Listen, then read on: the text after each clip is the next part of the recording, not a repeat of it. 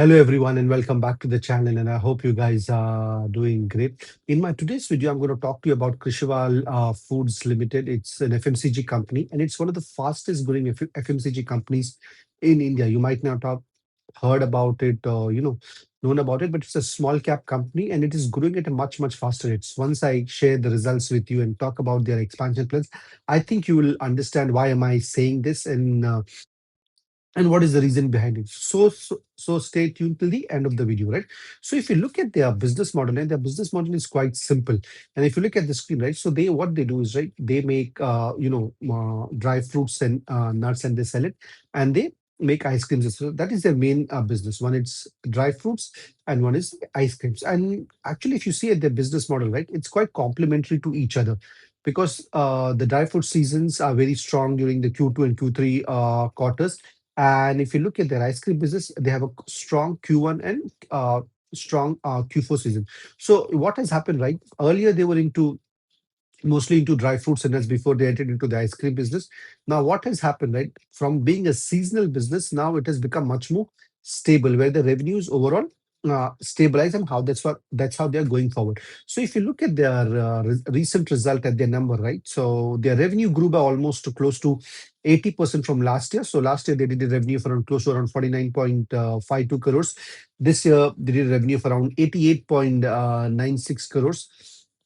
So we can clearly see that they have growth in their revenue. So the only challenge over here was, right, the EBITDA and the PAT margin was on a slightly lower basis because of increase in the depreciation and amortization and compared to the other expenses. But overall, if we see in the growth of profit,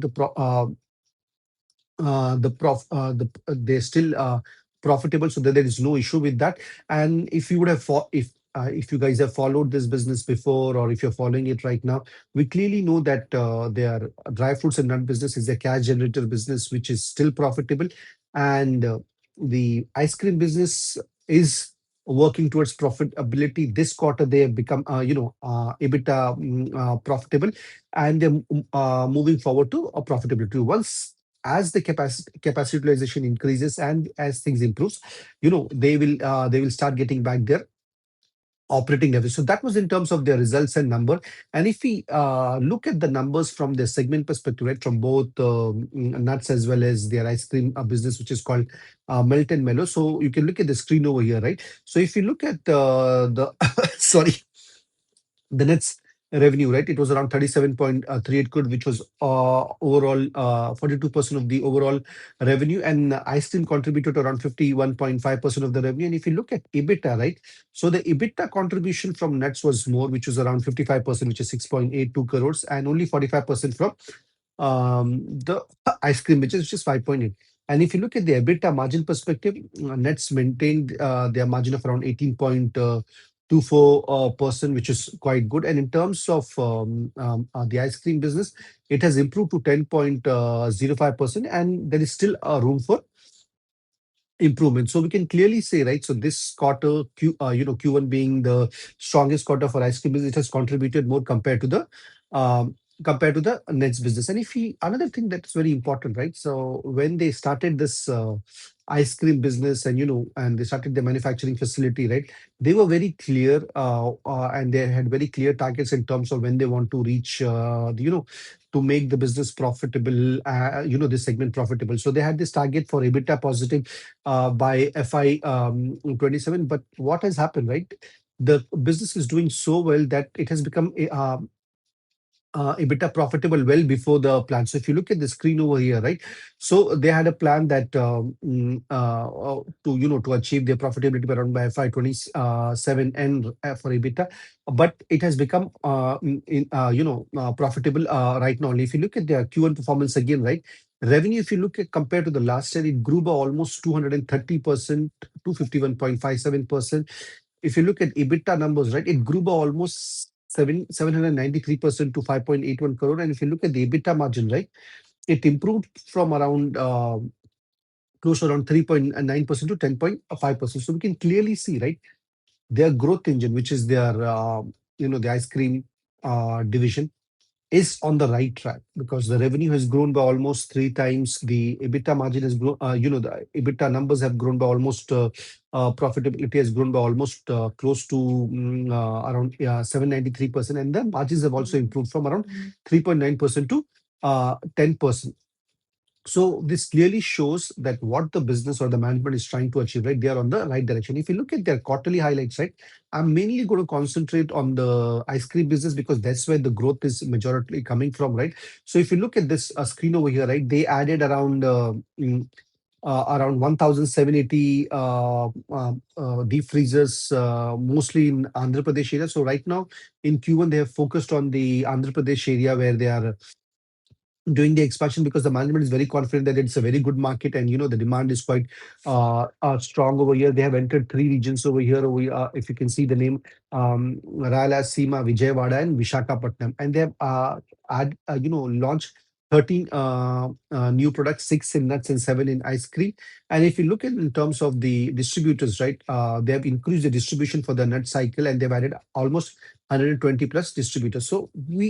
So the way the business is growing, right, we can clearly see that it's not just what the management is talking or saying, right? They're trying to actually execute it in the market, and you can clearly see it in the and we can clearly see it in the numbers. So see, every management when they talk to investors or when they give their presentation, right, they have a certain targets and everything. So over here also, if we look at the screen over here, this is the target what the management is giving for the next 3 years. And if you actually look at the numbers, the target is quite bullish because if at the end of FY26 they did a revenue of around 290 crores. And what they are saying that by the end of FY29 end, right, they're going to do how to say, a revenue of around close to 1500 crores.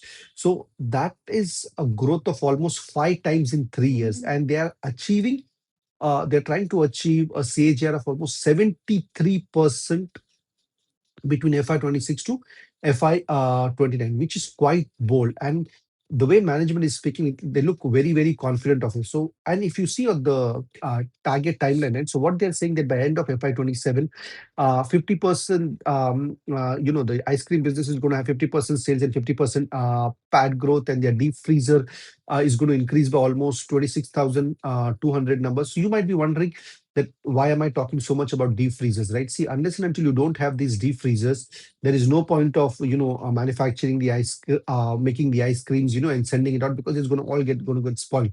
So the number of deep freezers increase, and they're able to sell more and more ice cream by FY28. What the management is trying to target is right that almost 50 to 55% of the top line will be contributed by ice cream business, which was currently around 31% in FY26, and by in FY29, right?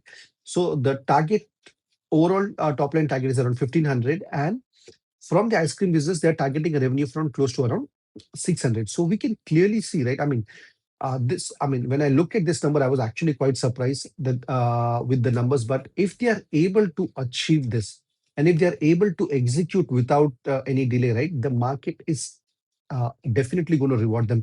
And actually, if you look at the valuation, and you look from the forward P perspective, right? If I take the same PAT percentage for FY29, the stock is available at a PE of around close to 9.75. And if I say that let's say the PAT percentage increases by a few percentage, the stock is available at a PE of around 7. So that is, obviously that is looking from the forward perspective. But that is only going to be beneficial if the company is able to execute it and achieve those numbers. And for that, the only way you or me will know, right, is to track the company and see how well they're doing. As of now, in past 1 year, what I've tracked this company, whatever they have told, they have done it. So which gives me to trust the management. But at the same time, no one knows the future, how things can change, how things can develop. So we have to keep tracking the company. And if you look forward, right, in terms of what are they doing in their nuts business and the ice cream business to grow, right? So if in the nuts business they had a capacity of around 10 metric ton a day, which they increased to around 20 another, they added another 10 metric per day, which is they have added. And now what they are trying to do is in phase 2, right, by end of FY27 end, right, they want to increase that, use the capacity of the 10 metric per day and to around 25%. And in phase 3, they are going to add another 20 metric ton per day capacity. So taking the overall capacity to almost 40 metric tons per day. So these are the numbers which we have it, which we know it, and which we have to track it every month. So the next phase is going to be, let's see whether they are able to use their capacity utilization by the FY27, in which they are saying. And once that is done, are they adding the new 20 metric ton capacity in FY28? And if you look at the ice cream business side, right? So they have a capacity of around 1 lakh liter per day. And this capacity utilization is slowly increasing as the number of deep freezers are increasing. So, and what they are trying, last by the end of FY27, they had a deep freezer of around close to, the numbers was around 15,490. And by the end of FY27, they want to increase it to almost 26,500 unit. And their target for melted mellow is very clear. By first quarter of FY29, right? The capacity would be 100% utilized, and the ice cream business alone will have a revenue potential of almost 600 crores. So if we actually look at their numbers for last year, right, they did a revenue of around 290 crores. So if once the ice cream business is up and running, that will be almost twice of their overall revenue of FY26. So that is great. So if you look at the business, right, so the business is quite simple, right, selling nuts and selling ice cream. But the way they are expanding and growing, it's at a very high rate, and the management is so confident that they're saying that in the next 3 years they're going to increase their revenue by almost a 5 time at a CAGR of almost 73%. So that all looks, sounds good, and all looks great. And if they're able to achieve it and execute it right, the market will definitely reward not just the promoters but as well as the shareholders. Now the only thing left for us, as investors or shareholders or analysts, right, to track this company and see how the execution keeps happening. And if they are able to execute it, we add more. If they are, if they are not able to do it, we trim and we get out of it.